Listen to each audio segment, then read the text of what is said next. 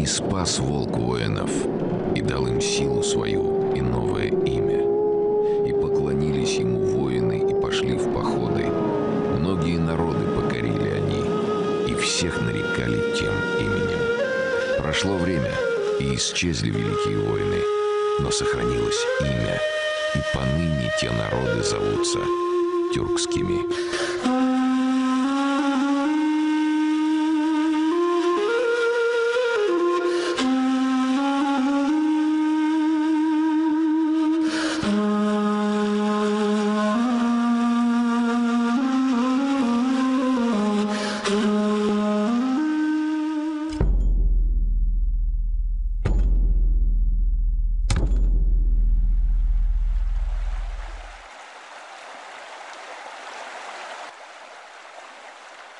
Многие предполагают, что тюрки – это народ. Но если посмотреть на лица, то все они разные. Не стоит искать антропологического сходства между тюркскими народами.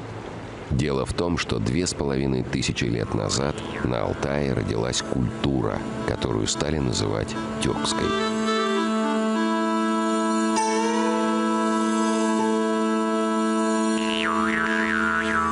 Уходили народы с Алтая в поисках новых земель. У шамана спрашивали, в какую сторону идти. Шаман брал бубен и к духам за советом поднимался.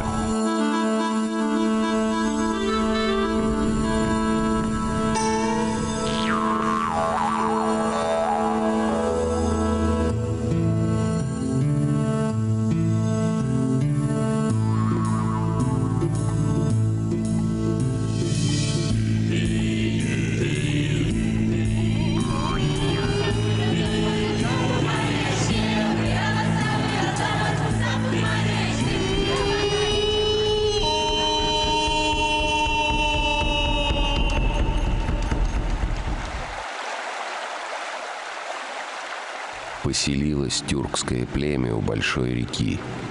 Научило местных жителей говорить на красивом языке и оставлять на камнях руны. Понравились людям новые слова и мудреные знаки. И решили они навсегда сохранить это богатство. И спрятали тюркские дары на самом видном месте.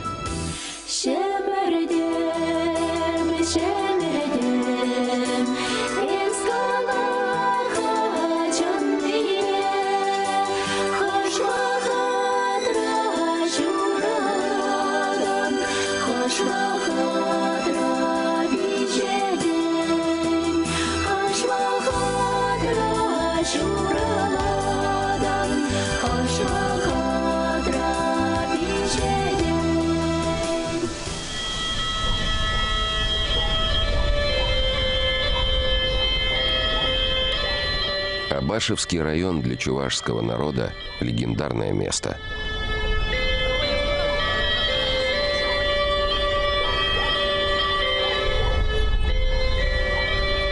По преданию, здесь останавливался мифический герой Улыб. А несколько тысячелетий назад на этой земле жили племена, поклонявшиеся огню.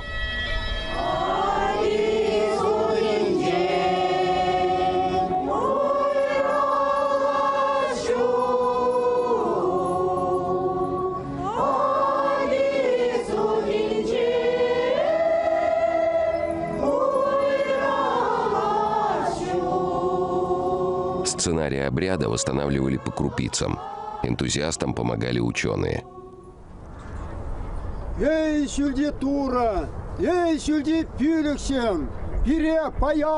За основу брали более поздние чувашские традиции.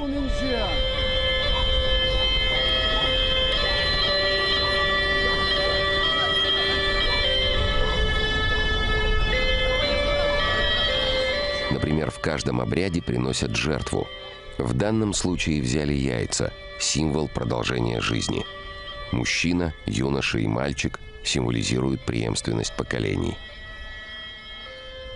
Поскольку мы этот обряд возрождаем благодаря мировой абашевской культуре и хотим, чтобы как можно больше народу узнало о том, что есть такая культура, которая не до конца еще изучена. И мы хотим, чтобы наши дети продолжили наше дело. Поэтому мы решили, раз мы на могильных курганах этот обряд показываем, нужно поминать. А поминаем мы блинами. Поэтому у нас каждый участник нашего обряда получает блины, и еще всегда варится домашнее пиво.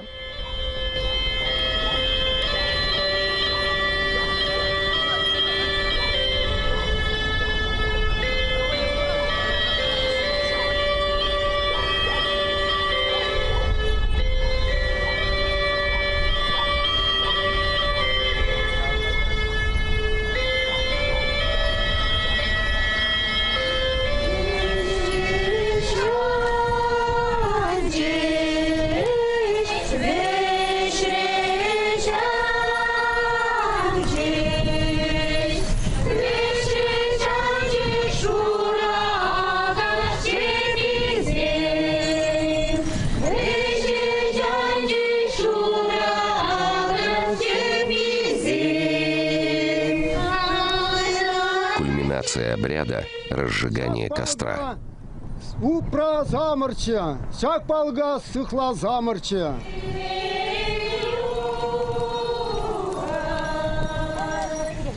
Огонь – сакральная стихия для тюрков. В какие бы земли они ни приходили, везде приживалась традиция поклонения духу огня.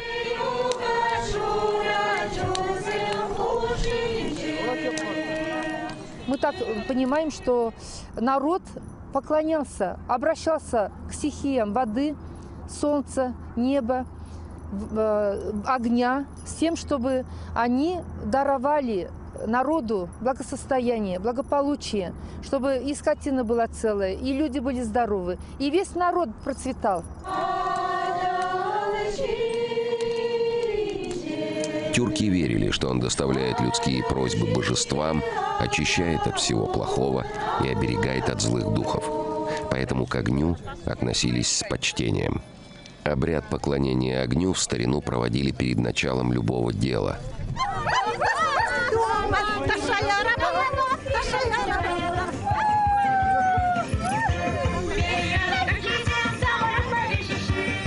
А раньше в деревнях главным занятием была работа в поле. Полевые работы задавали ритм жизни всему народу.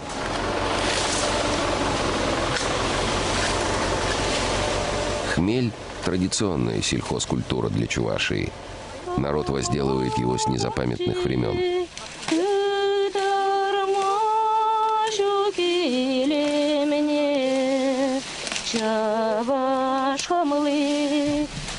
Хмель культура очень трудоемкая культура. Начиная с посадки хмеля, во-первых, начинает давать урожай только на 3-й год. Урожайность хмель. Первые 2 года это растет, набирает силы, только на 3-й год дает урожай. И она еще трудоемкая чем? Надо ранней весной уже начинается работа, и вплоть до глубокой осени. Хмель – многолетнее растение. В республике возделывают 5-6 сортов. Убирают созревший хмель вручную, срывая колючие стебли, длина которых может достигать 10 метров.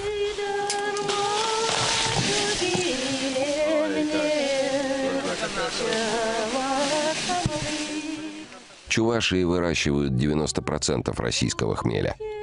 Его используют в парфюмерии, медицине, хлебопечении и, конечно, в пивоварении.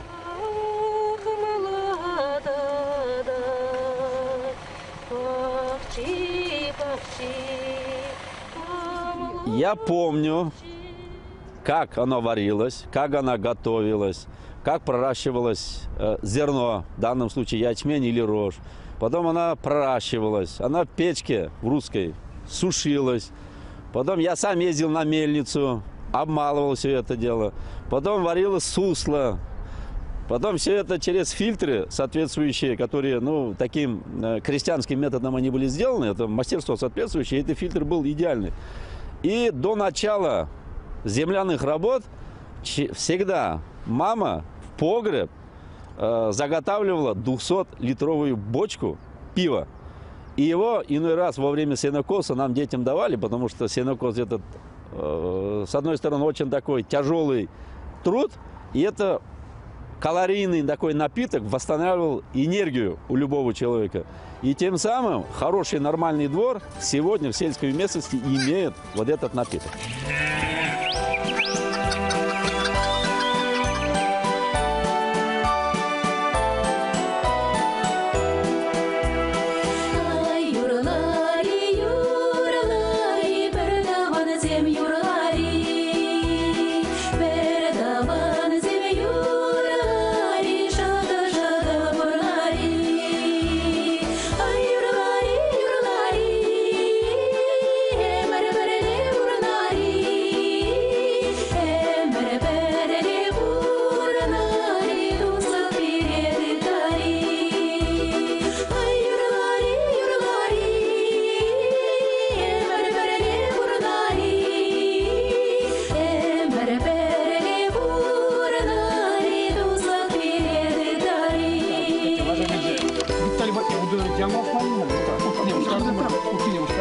Домашнее пиво силы прибавляло, жажду утоляло, да и в голову сильно не ударяло.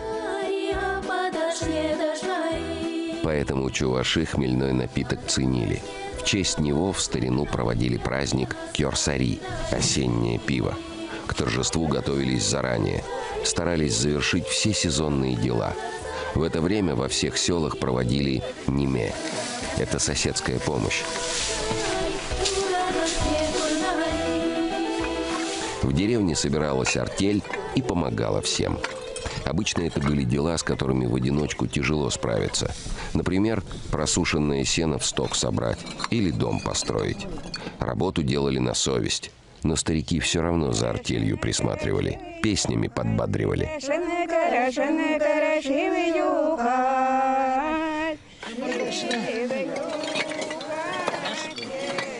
Игорь Шелях,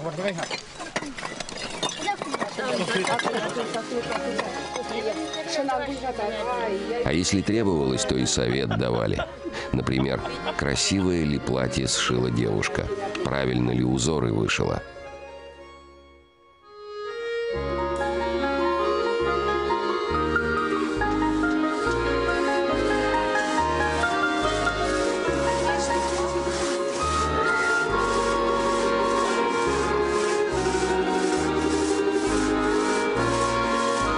В современных чувашских селах традиция ниме до сих пор жива.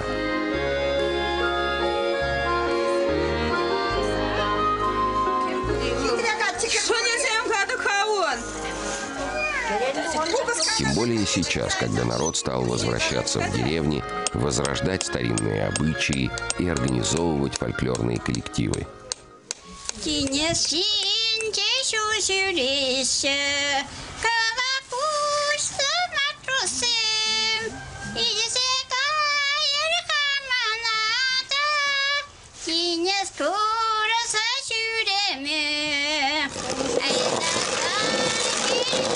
В деревенской семье в старину без дела никто не сидел.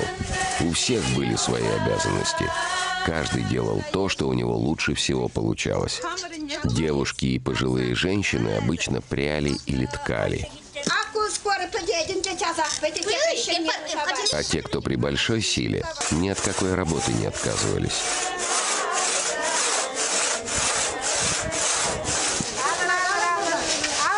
Основной заботой перед праздником было приготовление пива. Для этого с хмеля снимали шишечки, от них вкус напитка зависит. Для солода готовили ячмень, рожь или пшеницу. Зерна просеивали, проращивали и перемалывали.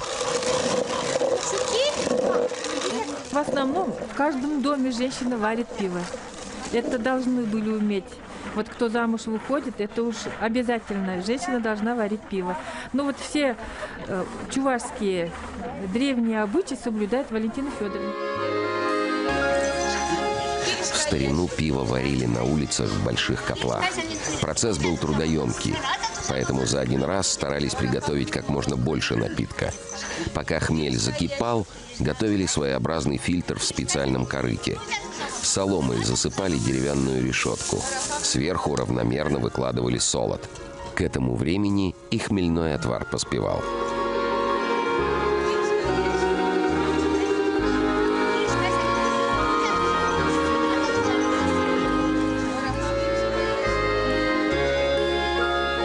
Отвар проходил сквозь этот фильтр, вбирал в себя вкус и запах солода и сена.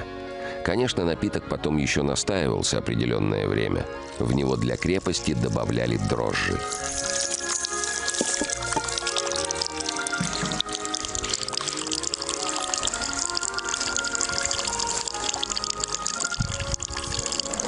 Крепость пива зависела от содержания сахара.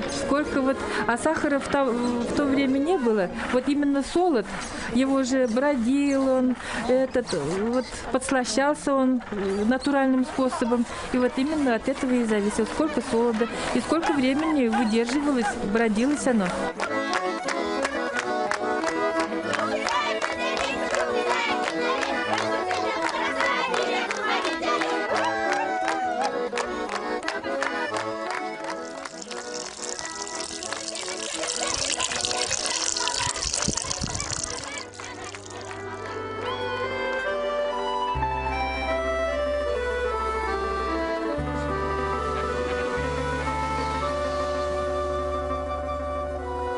В чувашских селах и сегодня каждая хозяйка варит домашнее пиво и готовит национальные блюда.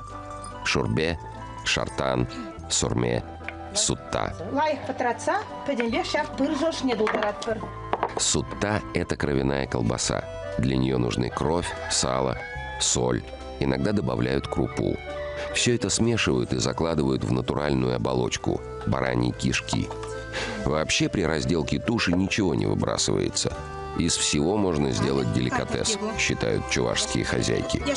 Например, сурме – это такая косичка, в которую заплетают почти все внутренности барана. Печень, легкие, вырезки, жилы, сало и так далее. Все ингредиенты завязывают тонкими кишками. А этот серый мешочек пригодится для шартана. Это бараний желудок, в который помещается весь баран. Но в данном случае хозяйка положит мясо и жир, порезанные на кусочки, добавит кишки, в общем, все, что осталось. Чем больше и разнообразнее будет начинка, тем шартан получится вкуснее.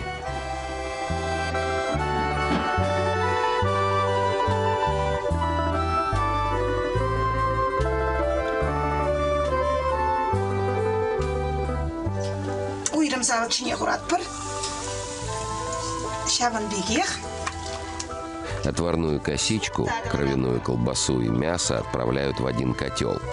Бульон, который получится, является основой для национального супа – шурпе. Это блюдо есть у всех тюркских народов. Оно может называться шурпа, шурба, хурпа. Очень сытный суп, который в Чувашии обязательно подают гостям.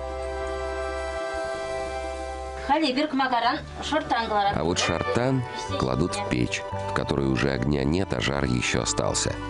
Бараний желудок может томиться в таких условиях 3 ночи, превращаясь в небольшой мясной шар с тонкой оболочкой.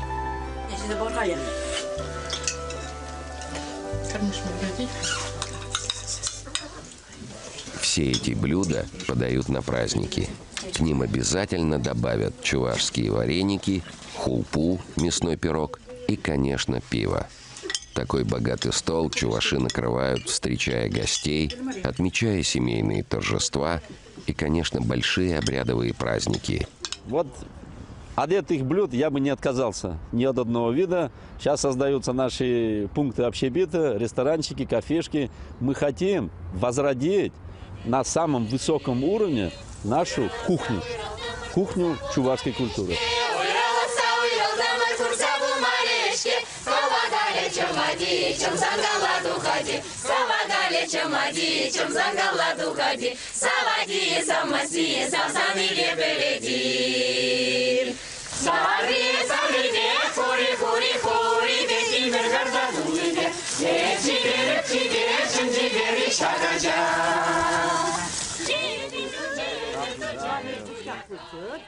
Кёрсари Праздник осеннего пива начинается с преломления хлеба из муки нового урожая. Каждый гость, съедая кусок, благодарит природу за хороший урожай. Чтобы и в следующем году хлеб уродился, собирают дань для духов. Дары отнесут Керемети.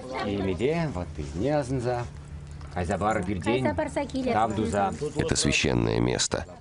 Главное действие на Кёрсари – это смешивание прошлогоднего пива с новым напитком. В старину пиво символизировало молодую семью. И на Кёрсари существовала примета: кто смешает пиво, тому и семью создавать.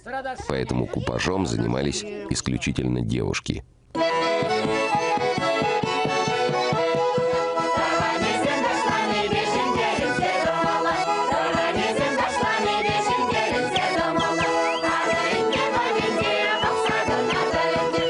Смешанное пиво раздавали всем собравшимся.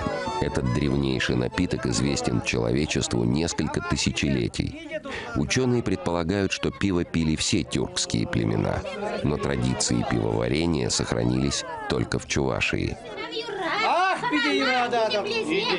Древние обряды возрождает фольклорный ансамбль «Уяв» под руководством Зинаиды Козловой. В номере Кёрсари ей, как самой старшей, по традиции надо исполнить главный танец. Позже и молодые начнут водить хороводы, но сначала они отведают гуся. Птицу должен разделывать жрец праздника. Он же решает, кому какая часть достанется. Хозяину отдают голову, чтобы он всегда был в доме главным. Хозяйке достается огузок, чтобы знала свое место. Ножки раздают парням, а крылышки девушкам, чтобы они быстрее нашли себе пару. После этого и начинаются танцы. На праздники чуваши до сих пор приходят в национальных костюмах. И если сейчас их надевают для красоты, то в старину по костюму судили о человеке. Например, к какой группе относится – к верховым, низовым или средненизовым чувашам. Женский головной убор подсказывал, замужем его хозяйка или еще только ищет жениха.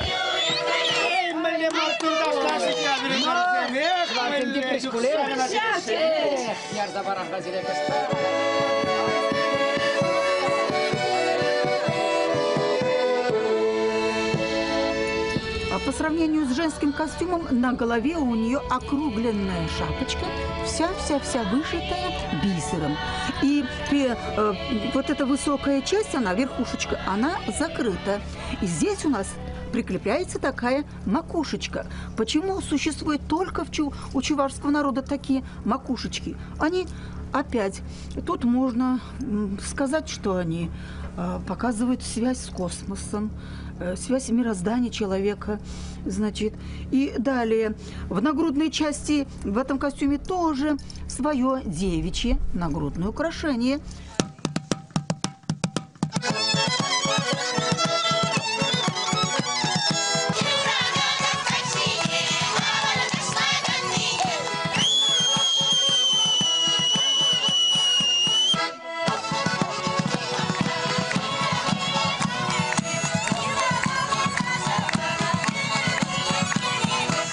Костюмы разных эпох хранятся в Чувашском национальном музее. В старину даже крестьянские девушки носили богато вышитые платья и серебряные украшения. Как говорят ученые, чувашская вышивка делалась не только для красоты. В первую очередь она несла информацию о самом человеке и о строении мира. Любой орнамент – это древо жизни и это солнце. Вот два таких основополагающих момента в орнаменте, мне кажется, обязательно в каждой одежде, в каждой принадлежности, да и в каждом украшении. Если посмотреть даже украшения, которые закрывают голову, которые вокруг шеи, на груди, это тоже ведь, в принципе, светило. Это тоже определенная схема космоса. Вот на девичьем украшении мы видим крестообразную композицию. Это символ солнца, которая, я считаю, наверху защищает как бы голову.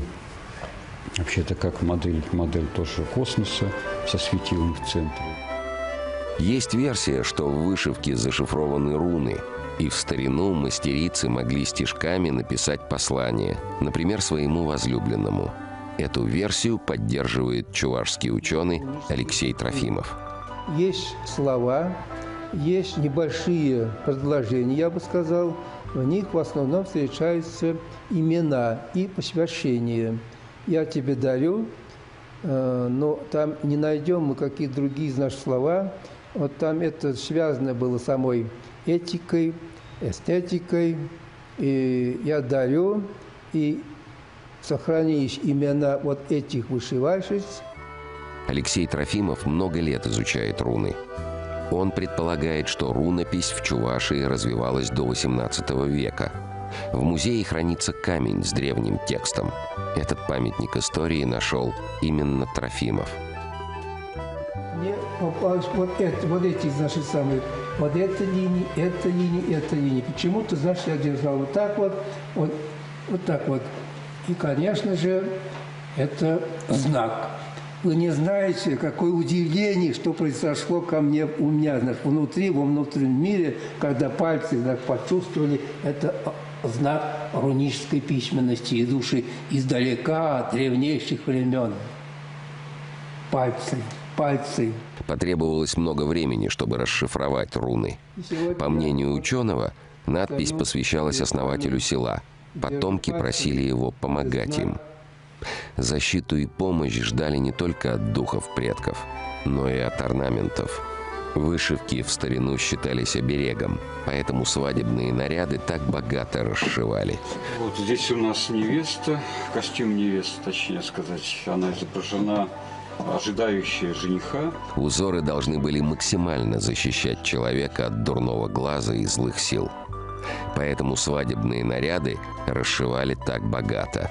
Когда мы проводим праздник Агадой, мы одеваем, у нас есть шубр для мужчин, национальный костюм, а для наших милых красавиц, невест, имеются хорошие такие современные платья.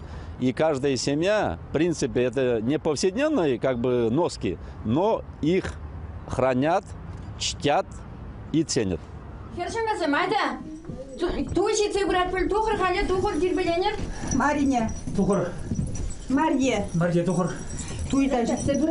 Дом украшен рушниками. На столе лучшее пиво. На девушке белое покрывало.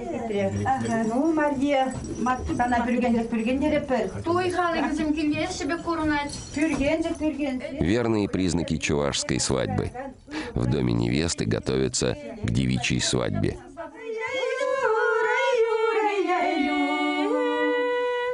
В старину чувашские парни женились рано, а девушки выходили замуж поздно. Ведь чем взрослее невеста, тем опытнее она в хозяйстве, да и приданого будет больше. Поэтому нередко девушка была старше жениха на 5-7 лет. Как только со двора начинало доноситься веселье, родители оставляли дочь с подругами, а сами торопились навстречу гостям.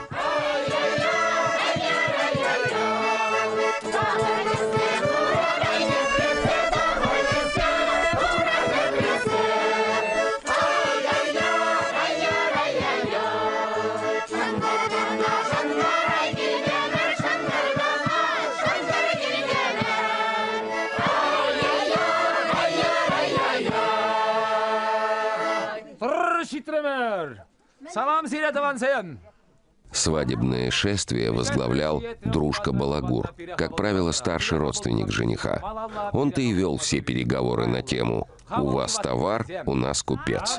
Ему первому родители преподносили хлеб-соль и чарку домашнего пива, главный чувашский напиток. Если угощения дружке нравились, он разрешал жениху и гостям заходить в дом.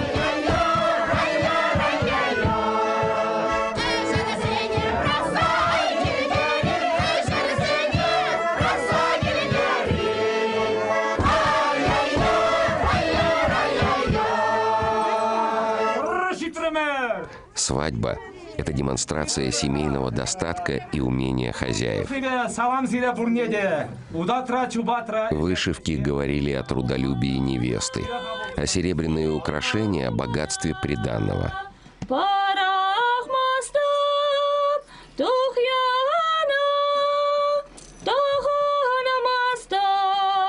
свадьбе невеста должна была плакать. Ведь она с родными расстается. У нее другая жизнь начинается. Кроме того, плач от злых духов защищал. Так что невесте разрешали причитать. Но дружка долго плакать не давал. Напоминал, что на свадьбе надо веселиться, а случай всплакнуть еще представится.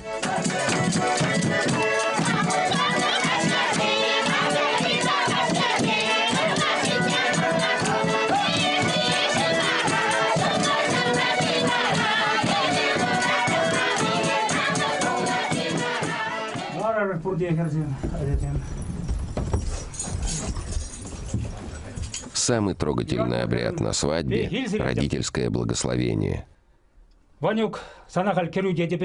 Молодожены вместе со всеми гостями опускаются на колени перед родителями.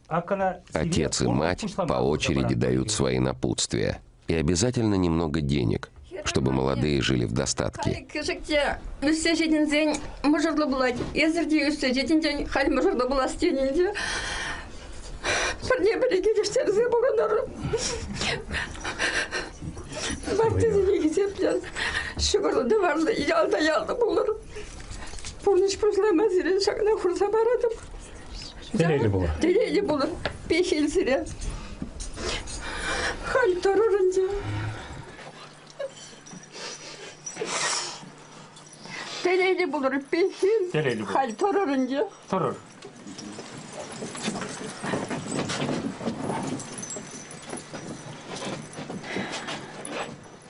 На этом девичья свадьба заканчивается.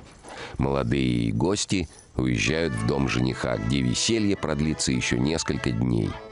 И невесте предстоит сменить несколько костюмов. Но все они будут украшены национальной вышивкой.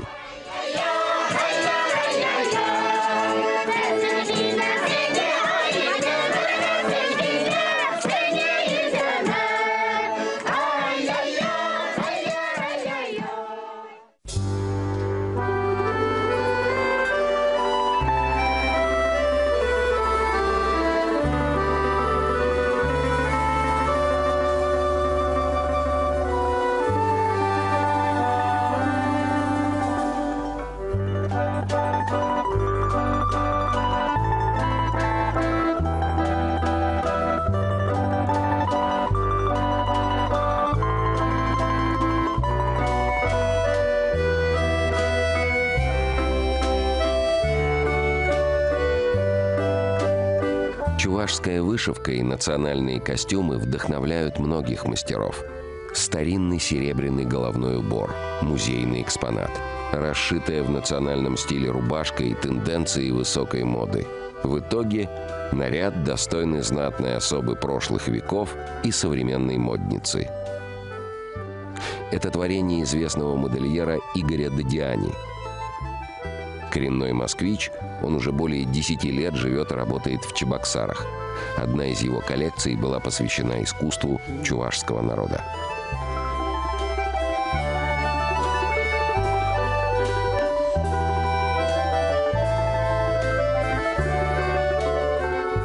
Я всегда восхищаюсь, если у меня в руках попадается вот какая-то такая очень старинная вещь.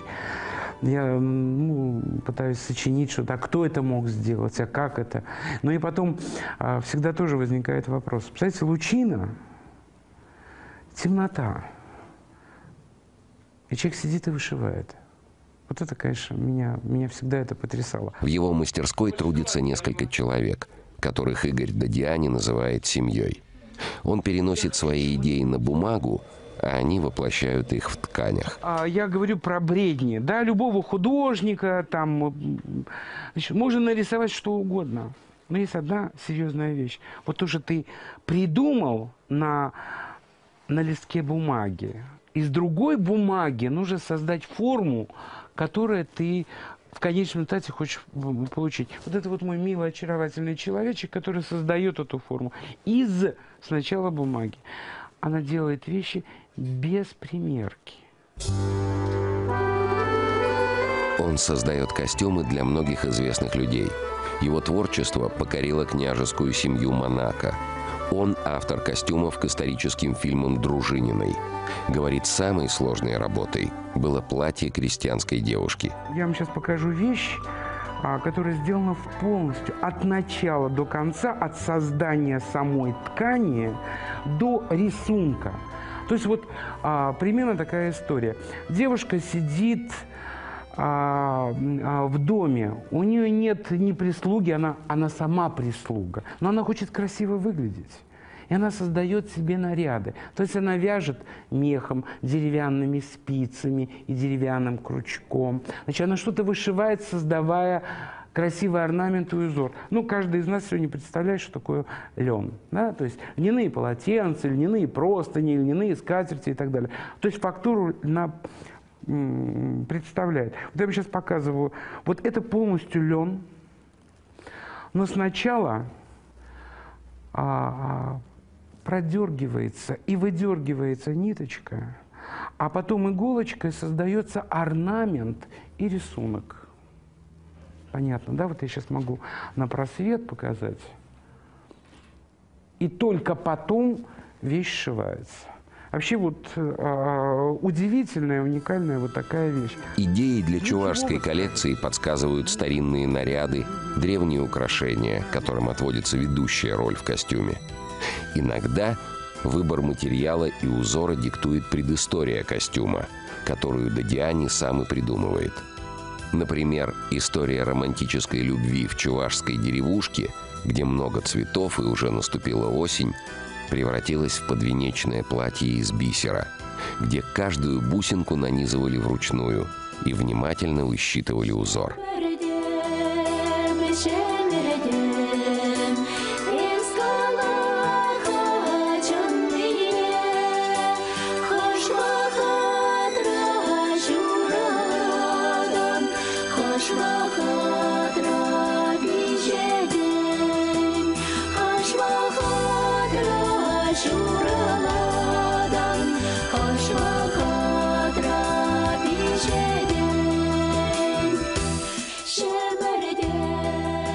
Мария Васильевна Симакова может часами не вставать из-за пялец. Знает практически все секреты чувашской вышивки. Владеет всеми стежками, а их несколько десятков. Особенность чувашской вышивки в том, что она счетная, то есть рисунок надо просчитывать по стежкам. А это очень сложно. Один неверный укол иголкой, и орнамент незаметно начнет разваливаться.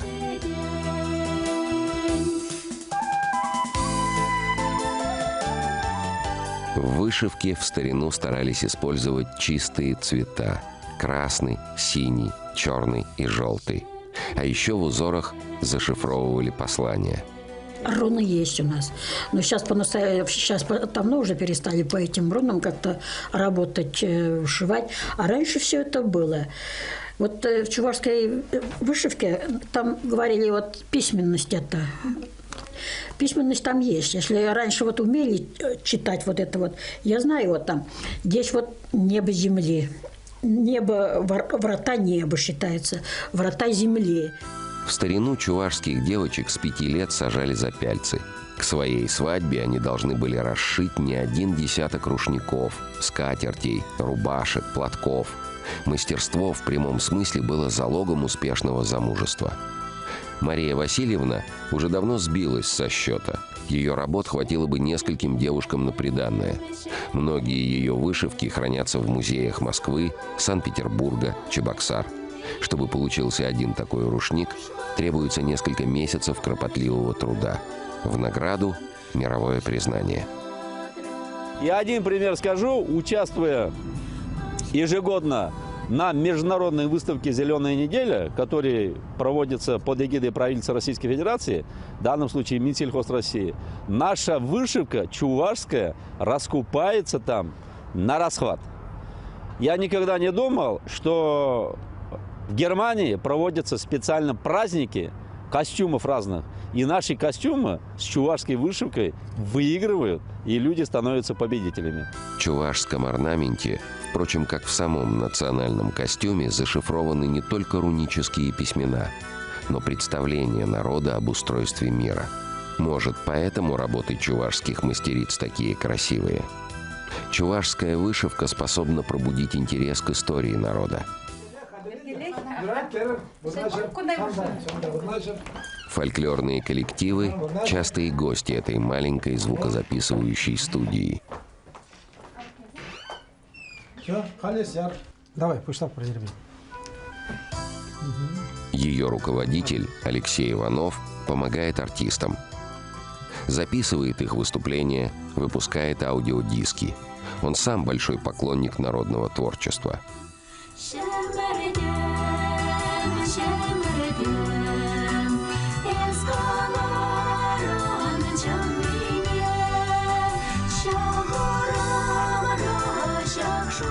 Народная музыка, она как-то чисто на генном уровне, что ли, действует. Иногда, как только я начинаю слушать народную музыку, аж слезы как будто из глаз уходят, эмоционально. Сразу резко, там как резонанс как бы проходит, да. Ну, сейчас некоторые народные музыки извращают, изменяют, да, как бы. Она уже не так действует вообще почему-то. А если вот чисто в натуральном виде, веками, тысячелетиями отработано, да, прямо в резонанс входит, как бы вот. Прямо в эту музыку сам входишь. Интерес к истории у Алексея Иванова появился благодаря узорам на бабушкиных вышивках. Историческая личность Атиллы очень заинтересовала Алексея. Он даже заказал костюм последнего тюркского предводителя. Дизайн разрабатывал вместе со студентами-художниками. Хотел, чтобы наряд максимально соответствовал эпохе и духу Атиллы. О, Асла Тура! Тура Амажа! В костюме Атиллы в роли мочавара, то есть жреца, Алексей проводит один из древнейших чувашских обрядов – чук. Это жертвоприношение верховному богу Тура. У бога жрец просит простить людей за их прегрешения и даровать богатые урожаи и здоровье. Такой же обряд в детстве проводила его мама. Вот я обряды проводил, вот, допустим, мы с друзьями собирались, и тучи обходили нас второй день. Везде дождь, а около нас никакого дождя нет. В этот раз во время обряда на небе появилась радуга, которая в старину символизировала связь между небом и землей. Чувашский народ очень долго хранил свою веру в бога Туру и отвергал новые религии. Человечество устроено так, что не любит ничего там терять. На всякий пожарный случай сохраняет все свои знания, а может, они когда-нибудь да и пригодятся. То есть язычество и у русских сохраняется, и у чувашей, и у марийцев еще сильнее, допустим, у всех христиан. Да и у мусульман то же самое, потому что татарское мусульманство, оно современное уже мусульманство, которое вот постсоветское время стало распространяться. Оно, в общем-то, не брезгует уже язычеством. Там вот они устраивают на этих вот булгарских развалинах хаджи. Вот, там и обходы этих каких-то там камней, поставленных в наше время, всякие языческие жертвоприношения. Там в Беляре, допустим, весь лес обвешан тряпками вот этими языческими жертвоприношениями и так далее, и так далее. Так что тут как подходить к этому вопросу? Вообще надо говорить о полисинкретизме религиозных верований. Чистой веры не бывает, как чистых языков тоже.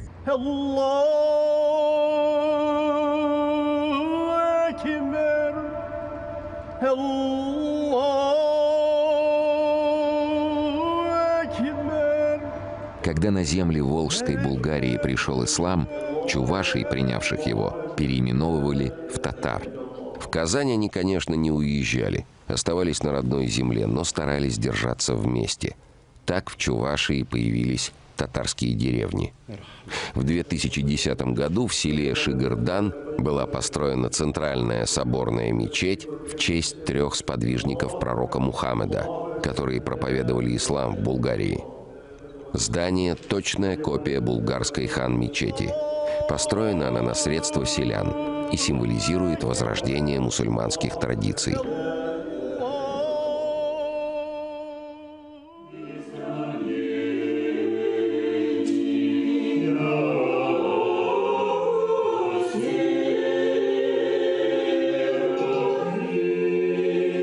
Но все же большая часть чувашей – православные. Чуваши – один из немногих тюркских народов, принявших христианство. А кроме того, это второй народ в России, который полностью перевел Библию на свой язык.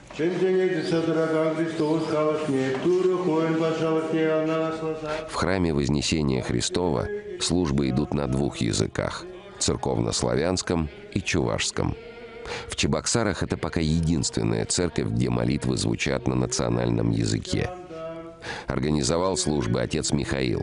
Он же был руководителем проекта по переводу Библии.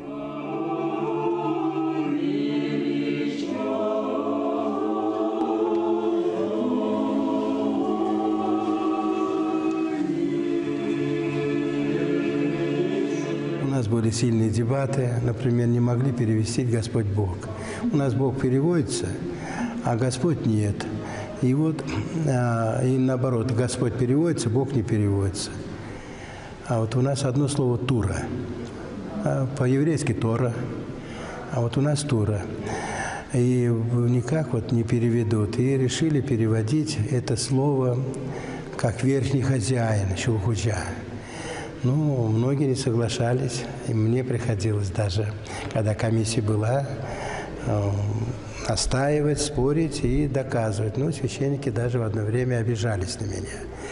Я прямо заявлял: найдите слово прямо сейчас, заменим, и все, никаких проблем нет. И все молчат. Но я говорю: почему же тогда вы против идете-то этого слова? Библию-то надо переводить. Переводить Библию на чувашский язык начинали еще до революции. Потом был перерыв почти на 100 лет. Первый вариант священного писания на национальном языке хранится в маленьком монастырском музее. К очередной попытке приступили в сложные 90-е. В епархии понимали, что чувашскому народу нужны службы на родном языке.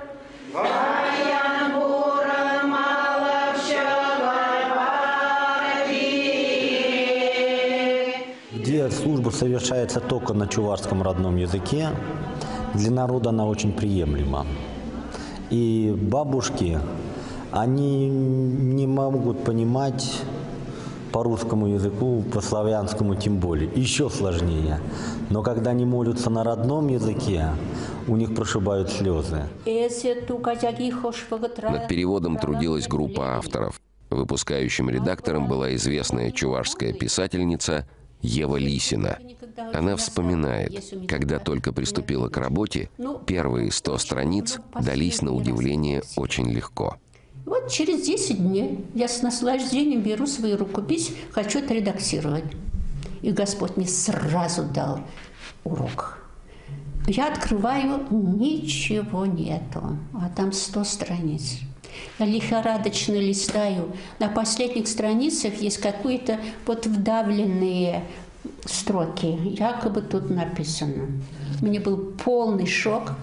Я побежала в книжный магазин. Я там купила бумаги и стержни. Я говорю: что это такое? Они говорят: есть такой обесцвечивающий стержень. Я переводила и пользовалась этим стержнем. Но все обесцвечивалось, ничего.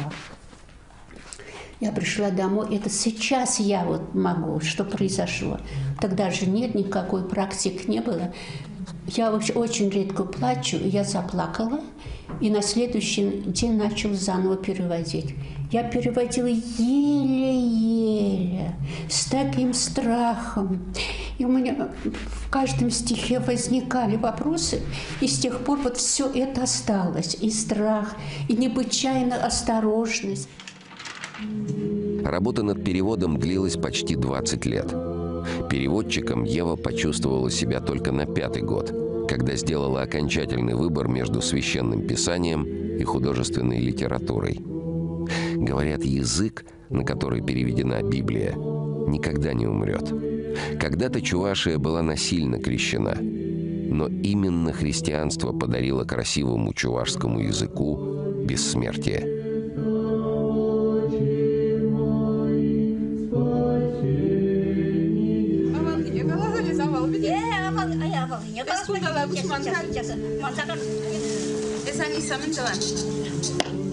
Кербунье.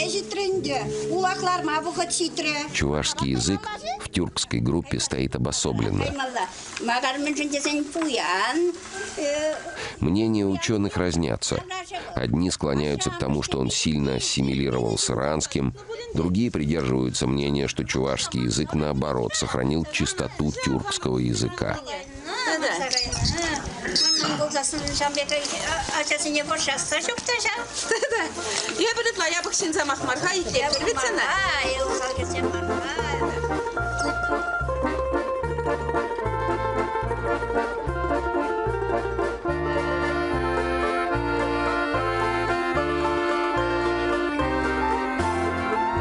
Праский Витти – народный художник Чувашской республики. Он признан не только в России. Ему предлагали мастерскую за границей, но он отказался. Праский Витти любит писать национальные костюмы, считая их совершенным творением. По его мнению, в женском наряде соединяются философия народа и практичность воина. Например, девичий головной убор. С одной стороны, это небо, усыпанное звездами, а с другой – блестящий шлем. Ведь в старину девушкам тоже приходилось воевать. На полотнах художника с геометрической точностью прописаны все детали костюмов, орнаментов, украшений. Удивительно, что при такой детализации большая часть картин создана за один раз, без дорисовок и переделок. В искусстве Праский Витти – авангардист. А в жизни он называет себя арьергардом – человеком, прикрывающим тылы. Я рисую тот народ, которого уже нет. Но так как я его сын, и я умею делать, я рисую такие вещи, которые застал. Я это застал. В моем детстве люди выходили в праздничной одежде подметать улицу, пели в хороводе и так далее. Пили только пиво. Но я хочу это нарисовать, оставить как памятник.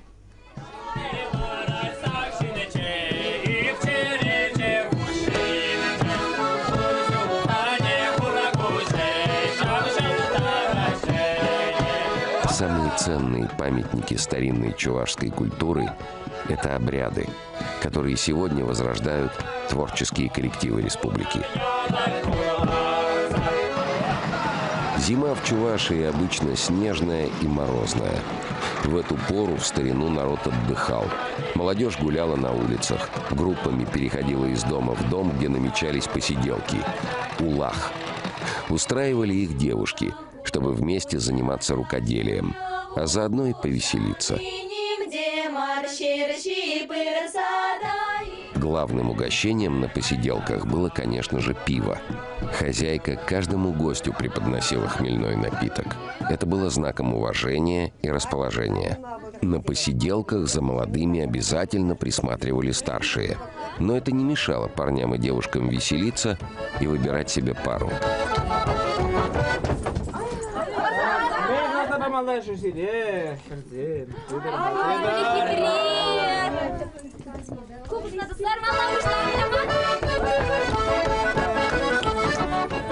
Когда парни рядом, тут уже не до рукоделия. Но вышивки девушки с собой обязательно приносили.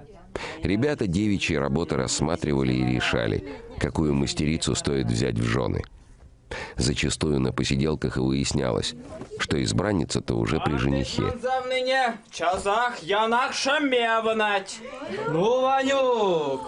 Незадачливого гармониста тут же могла прибрать к рукам бойкая девица и дать пищу для сплетен. Кстати, на посиделках нередко забавлялись игрой сплетницей.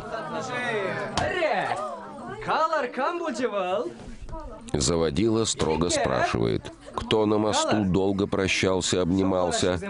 Виновникам стоит признаться. А то не ровен час и отхлестают. Лучше всего оправдаться. Дескать, не дольше других стояли. Зимние посиделки – постоянный номер в репертуаре студенческого коллектива «Юрай». Это младшая группа Уява. Многие ребята приходят на фольклорное отделение, не умея даже говорить по-чувашски. Просто я, когда училась в школе, я занималась русским народным песенным творчеством. И уже начала увлекаться чувашским фольклором в университете, когда поступила к Зинаиде Алексеевне. Вот. Изначально я не поняла, куда я попала, но по прошествии времени это стало одним из важных элементов в моей жизни. Именно народные песни и обряды помогают студентам очень быстро освоить красивый язык предков. На концертах они уже хорошо говорят на чувашском. На зимние посиделки приходят и потенциальные свекрови. Приносят гостинцы, а сами будущих невесток оценивают. Тусем, тандашсем. В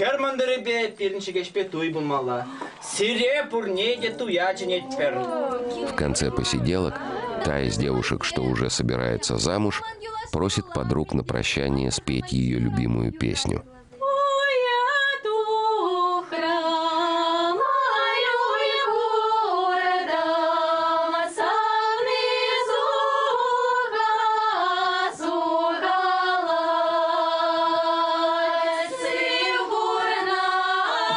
Для будущей невесты это был последний улах.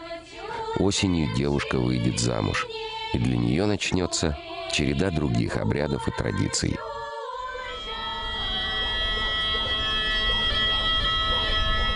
И спрятали люди тюркские дары на самом видном месте. Зашифровали руны в орнаментах вышивки, традиции в костюмах. И в обрядах сумел чувашский народ сохранить свою историю.